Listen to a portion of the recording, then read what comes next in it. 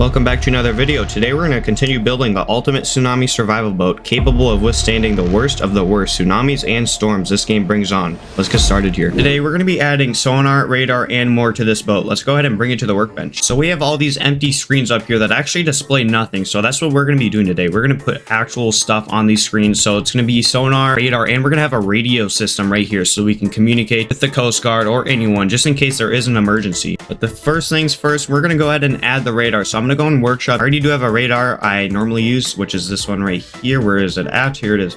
So this is a pretty good radar. It's basic. It doesn't go that far, but we're going to add like a really far sonar. So the sonar I'm going to add is going to go really far out. What we're going to do now is probably add that thing on the ship that supports the radar and stuff. I don't know. It's kind of hard to explain. I don't know the name of it, but let me know in the comments the name of it, because I honestly forgot. So let's go ahead and start building it real quick. But honestly, I think having it like this is going to work. So what we're going to do is put the radar under it, but then we're going to put like the communications and stuff on top of it. All right, we're going to put that there, and then we need to merge it to make sure it doesn't fly off. There we go. Radar's connected.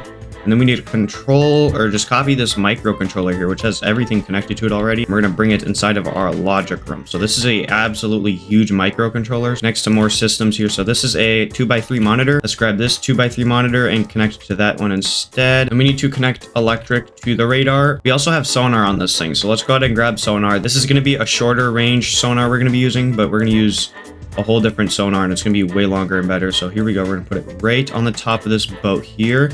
You have to leave some room for the sonar we're going to put over there. Oh yeah, we can definitely put it inside the boat right there. So we're going to rise it, and then there, it's perfectly fit under the boat and you can barely even see it from the outside. So we're going to go ahead and do that. We're also going to probably color it in there so it kind of blends in. So there we go. That's looking nice. And is there anything else in here that we need to bring back over to that? All right, we got everything all connected and looking good to the monitor. Let's go ahead and actually grab a key button. So this key button will actually turn on all these displays or just one of them. Here we go. We're going to put that right there, and this will activate the radar one or whatever we got going on right here. Let's go ahead and paint it so it doesn't look like that. There we go. And then we're going to go ahead and connect the logic to the actual monitor so it will turn on. And we also need to connect electric to the button, and we're going to name the button /sonar monitor. So there we go. That's a pretty good thing. Let's go ahead and test this here, see if it actually works. It might not, but we're going to go ahead and test it, of course. All right, we're in here. Let's see if this works. We're going to be turning on the radar sonar thing. Here we go. All right, turn on sonar and radar. Okay, sonar is working. You can kind of see it there. We're going to zoom in a little bit so we can see what's going on here. Okay, sonar is working. So sonar, basically, we can detect if there's like a megalodon or a kraken behind us. Basically that, or if there's anything in the water behind us, like a submarine. All right, we got the little sonar microcontroller. So this microcontroller actually controls it all, surprisingly. All right, we're going to place it right there. That's a perfect fit. Let's grab a sonar real quick. We don't want it to be a really big one. Let's see, sonar large, small. Hold on, can we fit this medium one down here? Absolutely not. That is huge. We fit the smaller one maybe, because that's a medium. Let's fit a small. Can we do small? I think we can do a small actually. We're going to clear that area. Is there anything there? Perfect. It's not. Okay, then that's painted. I think that will actually work here. Let's connect ping to the sonar ping and then connect composite because of course sonar data. I think you do sonar data, right? Yeah.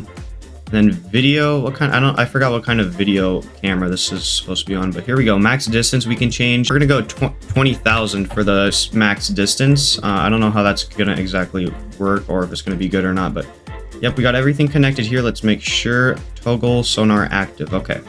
We're actually just going to change this button name to displays because I don't want to have like separate buttons for everything. So we're going to connect that to sonar active and that thing we got going on there. Then active, make sure we connect electric. That is important.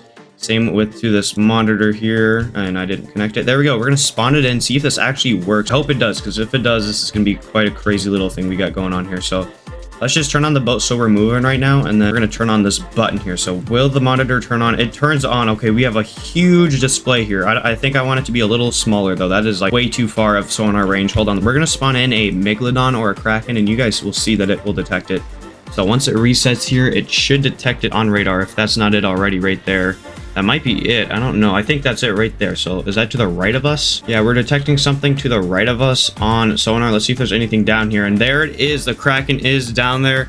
We actually have two krakens. What? I only thought one could spawn in at a time. Oh, wait, what? There's three. Okay. And there's a shark behind us. Okay, well, that escalated. I did not know that. Okay, that's quite interesting. But here we go. we need to shorten down this range because this sonar can actually see like across the map supposedly. I don't think we're going to need it to be that serious, to be honest, because that's absolutely crazy. But here we go. We're going to turn it to 10,000. I think that will do it, but let's just spawn it in, make sure it actually looks pretty good. Let's spawn in here. Don't capsize it. There we go. Activate displays. And I don't know. It's kind of small. I can't see like the reading on it. I want to know how to fix that. Right. It is working and we have it how we like it. So there's supposedly four radar targets in front of us. Let's see if it is actually accurate. So we got something there, some sharks over there. And I think those baby sharks actually may count as a radar ping. Then there's a whole bunch of stuff to the right of us. Let's see if that's actually detecting it, because I hope it is. That'd be nice if it was. Yeah, it is. So right over there, that might be it. I don't exactly know. I hope it is. And then we actually have our sonar right here picking up a target directly in front of us too. And this one's actually on a map, so it's a little bit easier to see like where it's actually at. I think it's detecting the Kraken over there or the sharks. I have no idea. Maybe that one too. But yeah, both of these are indeed working. So that's good. At least we got stuff working. So let's go ahead and add Lidar, I think. So if you guys know what that is, it uses a laser and it like shoots it somewhere and it displays a distance, and whatever distance it is, it like changes the color. It's kind of hard to explain, but I'll show you guys here in a second. So if we go on the workbench here and search up Lidar or Lidar, that might be it. Lidar. Here it is. This is it. So let's go ahead, paste it right here. So we're going to put it on the bottom of our boat here so we can see the bottom of the ocean. That is awesome. Actually, we could probably put it like right here. That would work. Yeah. So let's go ahead and grab the camera wherever we put it and rotate it like that. And then which way do we want this camera facing? Down. Okay, perfect. We want it like this, I think. Let me know in the comments if that's wrong. We're going to merge it here and then color it the red. So there we go. You can barely even tell it's there. Let's connect electricity to it. So now actually what we're going to do is go ahead and grab this logic here, which is controlling all of this. It even does all the math and calculations for us, so we don't have to do that. But here we go. We're going to put it, I think actually we can put it like over here, so we can have it, let's bring it sideways here, and just like that, we're going to plop it right there. So it's going to block off some of that stuff, but that's fine. All right, so we need to connect it to a 2x2 monitor. So let's go ahead and grab a monitor. Let's make it white, and then 2x2. Here we go. All right, I don't know where we're going to be able to fit this at. We might have to actually move this monitor here like that, and then we're gonna have to squeeze it in between that area, so we have to also move this. There we go. We got all that stuff. This is a really tight setup we got going on here, but that's completely fine. It looks really nice. Connect the screen to electricity and also connect a power switch on here, so displays on. And I think that might be it. Let's go ahead and delete this stuff over here. So what we're going to do now is actually spawn in the tsunami boat. We're going to put a hole in the hull and we're going to sink this thing just so we can test if this Lidar thing actually works. So let's make sure there's no doors in here to block the water off. Here we go. But nothing should be stopping this thing. So this thing should sink instantly. Let's go ahead and test and see if it sinks. Oh, you can actually see the laser trying to do some imaging there. But here we go. It did sink. Let's go on this other workbench, spawn in the boat, drive the boat over to the other side, and see if it makes an image of a sunken ship. That will be absolutely crazy if it does, but that's honestly what it's supposed to do. So yeah, you can, as you can see it here, the laser goes crazy fast. Pretty cool stuff going on there. We're gonna be turning here, and the boat should be right there. Perfect. And once we get over it, we need to throttle down. So this thing has really good turning. And throttle down, not full throttle. Okay, there we go. Angle to do this at. So once we go to like a complete stop here, which will be any second, there we go. We're at a complete stop. Activate this cool stuff here, and Lidar is on. So now it will start detecting stuff. Laser is actually hovering over it right now, so it's making an image out of it currently. Go in here, and it is actually making it. So if there was a sunken ship, we could easily see it on this radar here. That is absolutely awesome. Maybe if this thing was a little more stable, it'd be more accurate, but honestly, that doesn't matter that much. We can clearly see that there's a sunken ship right there. So this is working really well.